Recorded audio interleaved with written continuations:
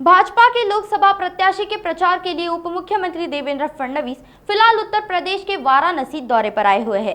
इस दौरान उन्होंने मीडिया से पुणे कार दुर्घटना मामला तथा राष्ट्रवादी शरद पवार गुट के विधायक जितेंद्र आव्हाड द्वारा महामानव भारत रत्न डॉक्टर बाबा साहेब आम्बेडकर का पोस्टर फाड़े जाने की हरकत पर प्रतिक्रिया दी।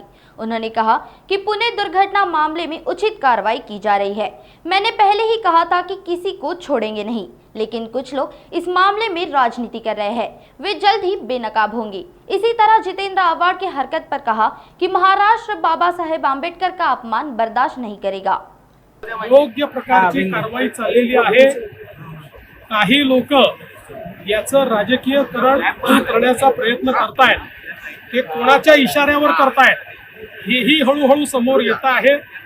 पुण्याच्या प्रकरणामध्ये प्रकरण एकीकडे आहे, पण या प्रकरणाच्या खांद्यावर बंदूक ठेवून काही लोक कोणावर तरी निशाणा मारण्याचा प्रयत्न करतायत। त्यांचा राजकीय डावही हळूहळू उघडकीस येतो आहे। पुण्याच्या प्रकरणात कोणालाही सोडणार नाही। पहिल्या दिवशी सांगितलं होतं, सोडणार नाही म्हणजे नाही।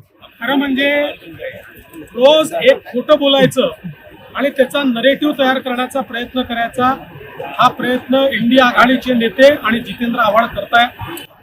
कुठल्याही अभ्यासक्रमामध्ये कुठेही मनुस्मृतीचा कुठलाही श्लोक घेण्याचा विचार देखील महाराष्ट्र सरकारमध्ये कोणी ठेवलेला नाही, तो कधी आलेला नाही। त्या संदर्भात कुठलीही चर्चा नाही।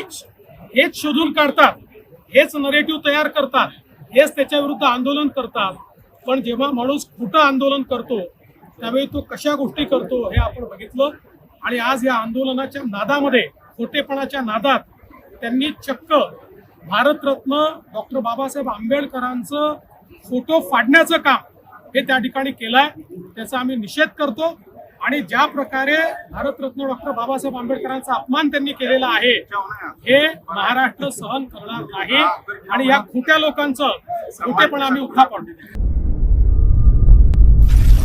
नागपुर समय, गली से दिल्ली तक।